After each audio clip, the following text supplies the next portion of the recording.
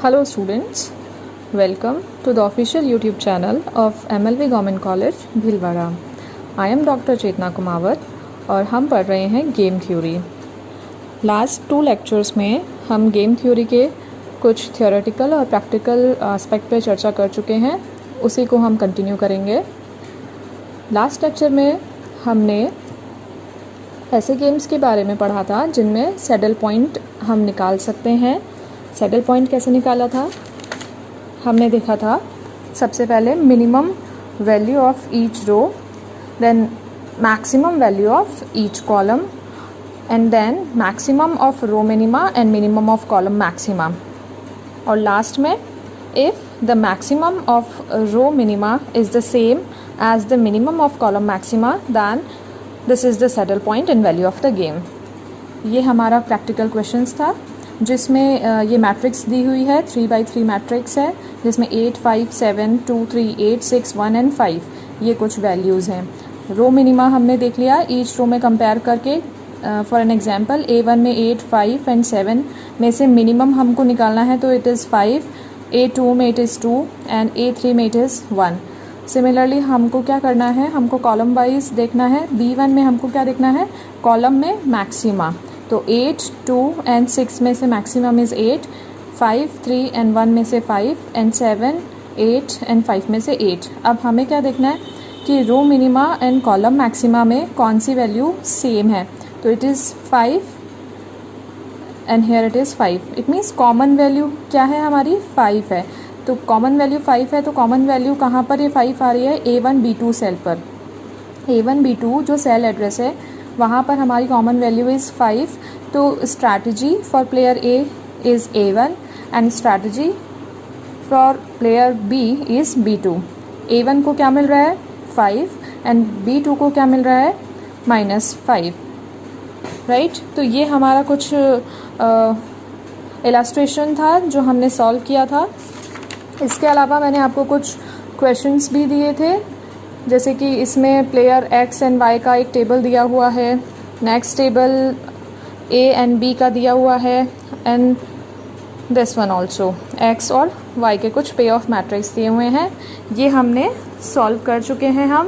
आज हम जानेंगे ऐसे गेम्स के बारे में जिनमें सैडल पॉइंट नहीं होता है और उनको हम बोल रहे हैं मिक्स्ड स्ट्रैटेजी प्रॉब्लम। ओके, तो जान लेते हैं मिक्स्ड स्ट्रैटेजी में जहाँ सैडल पॉइंट नहीं होता है वहाँ पर हम गेम को कैसे सॉल्व करते हैं। तो आइए जानते हैं। मिक्स्ड स्ट्रैटेजी में हमारे पास 3 तरीके की मैट्रिक्स अवेलेबल हो सकती है। पहली मैट्रिक्स है 2x2 यानी कि 2 रोज़ एंड 2 कॉलम की मैट्रिक्स। दूसरी हमारे पास हो सकती है 2x n यानी कि 2 rows and n number of column more than 2 यानी कि रो हमारे पास केवल 2 हैं और जो कॉलम है वो हमारे पास 2 से ज़्यादा होंगे, या फिर हमारे पास रो तो है 2 से ज़्यादा और कॉलम है हमारे पास 2। ये हमारे पास हो गया सेकंड टाइप का मैट्रिक्स। थर्ड है हमारे पास m/n यानी कि रो एंड कॉलम दोनों ही 2 से ज़्यादा हैं। तो इस तरीके से हमारे पास 3 तरीके की मैट्रिक्स होगी और तीनों को सॉल्व करने का तरीका अलग अलग है। सबसे पहले हम जानेंगे जब 2x2 की मैट्रिक्स है यानी कि हमारे पास 2 रो है एंड 2 कॉलम है और सैडल पॉइंट नहीं है, तो हम कैसे सॉल्व करेंगे। तो सबसे पहले हमें ये पता करना पड़ेगा कि सैडल पॉइंट गेम में है या नहीं है। तो आइए एक क्वेश्चन ले लेते हैं। हमारे पास 2 प्लेयर हैं, player A and player B। Player A के पास 2 स्ट्रैटेजी है, A1 and A2। Similarly player B के पास भी 2 स्ट्रैटेजी है, B1 एंड B2। वैल्यू है हमारे पास A1 B1 पर 2, A1 B2 पर 0, A2 B1 पर है 8 एंड A2 B2 पर है 6। सबसे पहले हम ये देखेंगे कि गेम में सैडल पॉइंट है या नहीं। तो उसके लिए हमको पूरा प्रोसीजर देखना है। हमें क्या देखना है, row minima and column maxima. Row minima में 2 एंड 0, A1 के अंदर हमारे पास 2 ही वैल्यूज़ हैं। हमने रो मिनिमा देखा, मिनिमम इज़ 0, तो हमने यहाँ लिख दिया। अब हम देखेंगे A2 में रो मिनिमा -8 एंड 6, -8 एंड 6 में से मिनिमम वैल्यू कौन सी है, -8, वो हमने यहाँ लिख दिया। अब हम कॉलम वाइज कर लेते हैं। B1 में हमें निकालना है column maxima. Maxima is 2 and -8 में से 2, एंड B2 में 0 एंड 6, 0 एंड 6 में से मैक्सिमम है 6। अब हमें क्या देखना है कि row minima and column maxima में कोई वैल्यू कॉमन है या नहीं है। यहाँ पर 2 है एंड 6 है column maxima, and row minima 0 and -8, यानी कि हमारे पास कोई भी कॉमन वैल्यू नहीं है। इसका मतलब गेम में सैडल पॉइंट नहीं है, there is no saddle point. तो अब क्या करेंगे देखते हैं। जब गेम में सैडल पॉइंट नहीं होता है तो हमें सॉल्यूशन करना है बाय ऑडोमेंट्स मेथड, यानी कि अब हमें row minima and column maxima की जगह क्या निकालना है, ऑडोमेंट्स। ठीक है, ऑडोमेंट्स के कुछ स्टेप्स हैं, कैसे निकालेंगे। सबसे पहले only in the case of 2x2 matrix, केवल 2x2 की मैट्रिक्स में ही यह विधि का काम में ली जा सकती है, यानी कि ऑडोमेंट्स कब अप्लाई होगा, जब मैट्रिक्स 2x2 की फॉर्म में होंगी। सेकेंड, अब इसको कैसे करना है, पॉजिटिव डिफरेंस साइन को इग्नोर करना है of values of first row to be written in front of the second row. प्रथम पंक्ति के दोनों अंकों के अंतर का धनात्मक मान ज्ञात करके उसे दूसरी पंक्ति के सामने लिखेंगे। यानी कि ये जो हमारा क्वेश्चन है, ये हमारी रो है A1 रो एंड A2 रो। हमें क्या करना है, A2 की जो रो है इन दोनों वैल्यूज़ का डिफरेंस हमें लिखना है इसके सामने, और सेम A1 की दोनों वैल्यूज़ का डिफरेंस लिखना है A2 के सामने। ठीक है, यही बताया गया है। Positive difference of values of first row to be written in front of the second row A1 minus A2। ये जो हमने लगा रखा है ये साइन इग्नोर करना है हमें। थर्ड स्टेप क्या है, positive difference of values of second row to be written in front of first row, जो मैंने आपको बता दिया है। यानी कि फर्स्ट रो के सामने अगर हमको यहाँ पर ऑडोमेंट लिखना है तो -8 -6 वो जो वैल्यू आएगी वो यहाँ आएगी A1 के सामने, और A2 के सामने लिखना है तो 2 -0 वो वैल्यू यहाँ आएगी A2 के सामने। यानी कि A1 के जब हम ऑडोमेंट निकालेंगे तो A2 की वैल्यूज़ यूज़ करेंगे, और जब A2 का ऑडोमेंट लिखना है तो हम A1 की वैल्यूज़ यूज़ करेंगे। अब हमें यही चीज़ कॉलम के साथ भी करनी है। Positive difference of values of first column to be written in front of the second column, यानी कि प्रथम कॉलम के दोनों अंकों के अंतर का धनात्मक मान ज्ञात करके उसे दूसरे कॉलम के सामने लिखेंगे। हमारे पास दो कॉलम है B1 एंड B2। जब हमें B1 के सामने ऑडोमेंट लिखना है तो हम किसका कंपैरिजन करेंगे, B2 की दोनों वैल्यूज़ का, यानी कि 0 -6 वो वैल्यू यहाँ लिखेंगे। और जब हमें B2 के लिए वैल्यू ऑडोमेंट निकालना है तो हम क्या करेंगे, B1 की जो दोनों वैल्यूज़ है 2 -8 वो वैल्यू हम कहाँ लिखेंगे, B2 के सामने। ठीक है, positive difference of values of second column to be written in front of the first column, दूसरे कॉलम के दोनों अंकों के अंतर का धनात्मक मान ज्ञात करके प्रथम कॉलम के समक्ष हम रखेंगे A2 माइनस B2। अब ये A1 B1 A2 B2 ये क्या है, ये हमारी सेल वैल्यूज़ हैं, यानी कि हमने सेल का एक एड्रेस लिख दिया है। ये जो आप मैट्रिक्स देख पा रहे हैं ये सेम वही क्वेश्चन है, player A and player B, A1 and A2 हमारे पास स्ट्रैटेजी है A प्लेयर की, B1 एंड B2 हमारे पास स्ट्रैटेजी है B प्लेयर की।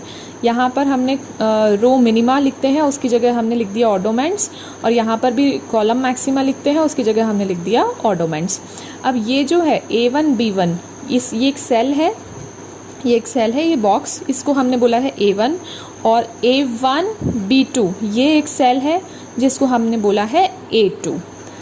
ऐसे ही अगर हम A2 रो में जाते हैं तो A2B1 ये जो सेल है इसको हमने बोला है B1 एंड A2B2 जो सेल है इसको हमने बोला है B2। ठीक है, सभी समझ पा रहे हैं कि A1, A2, B1, B2 क्या है। अब सामने आप देख पा रहे हैं हमने लिखा हुआ है ऑर्डोमेंट्स। ऑर्डोमेंट हमने बताया कि अगर आपको A1 रो के लिए ऑर्डोमेंट निकालना है तो आपको वैल्यूज़ किसकी माइनस करनी है, B1 minus B2। B1 minus B2 आपका ऑर्डोमेंट आएगा A1 का।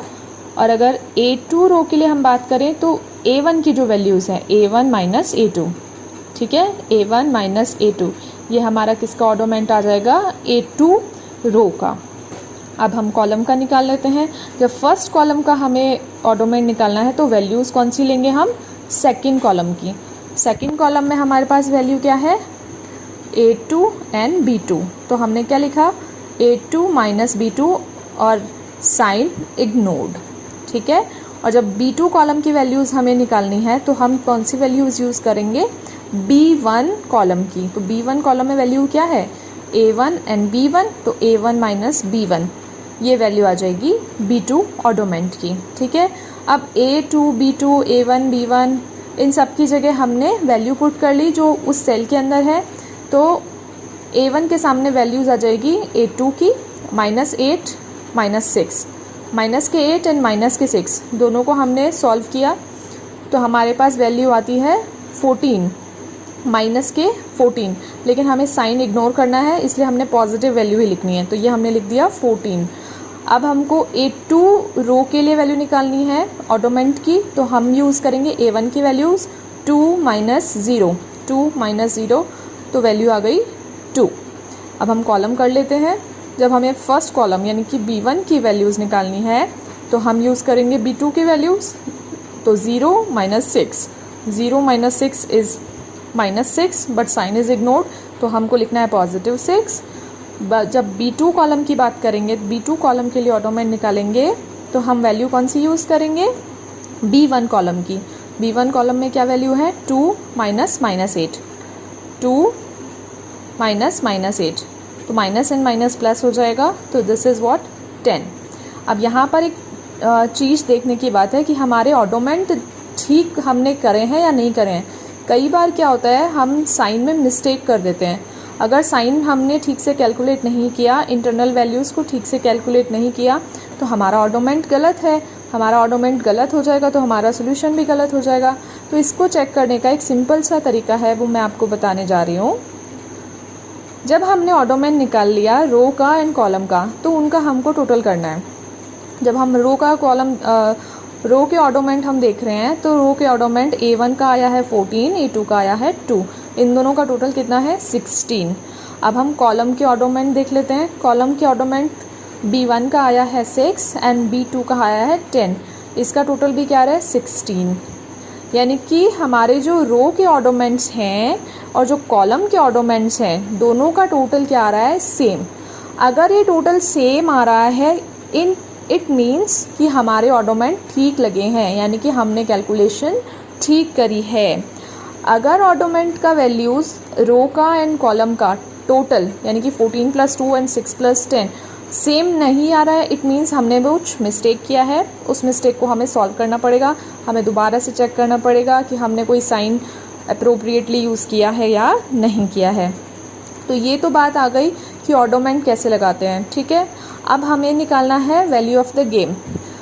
प्योर स्ट्रैटेजी में तो value of the game saddle point होता है, लेकिन ये मिक्स्ड स्ट्रैटेजी है तो मिक्स्ड स्ट्रैटेजी में हमें कैलकुलेशंस करनी पड़ेगी। बहुत सिंपल है, ये आपको फार्मूला बता रखा है, मैं एक बार फार्मूला बताती हूँ आपको, फिर हम देखेंगे कि सिंपली इस फार्मूले को इतना हमें याद करने की ज़रूरत नहीं पड़ेगी, हम बहुत आसानी से इसको सॉल्व कर सकते हैं बिना याद किए।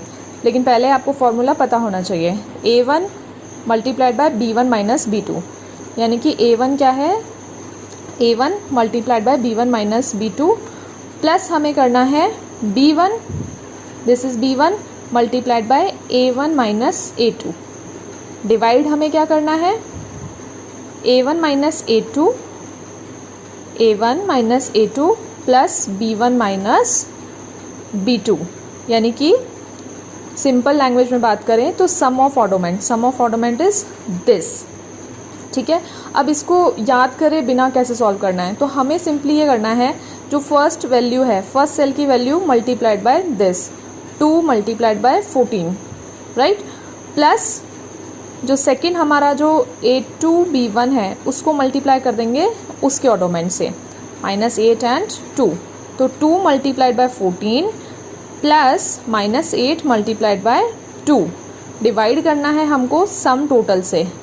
ये जो टोटल है इससे हमें डिवाइड कर देना है, तो हमारे पास ये वैल्यू आ जाएगी 2 multiplied by 14 plus -8 multiplied by 2 divided by 16, तो 14 multiplied by 2 is 28 and -8 multiplied by 2 is -16। Solution निकालेंगे, फ्रैक्शन में आ जाएगा 3/4। 3/4 is our value of the game. Is it clear? 3/4 is value of game. अब हमें बताना है strategy for player A and strategy for player B. जैसे कि हमको पता है ये मिक्स्ड स्ट्रैटेजी है। पहले वाले जो गेम थे जो हमने लास्ट लेक्चर में पढ़े थे वो प्योर स्ट्रैटेजी थे। अब मिक्स्ड स्ट्रैटेजी और प्योर स्ट्रैटेजी को हम समझ लेते हैं। प्योर स्ट्रैटेजी वो होती है जो सिंपली ये बताती है कि ए के लिए A1 वैल्यू, A1 में जो भी वैल्यू है वो ए के लिए है, और मान लीजिए B1 की जो वैल्यू है वो बी के लिए है। ये हमारा 2 is value of the game, ठीक है।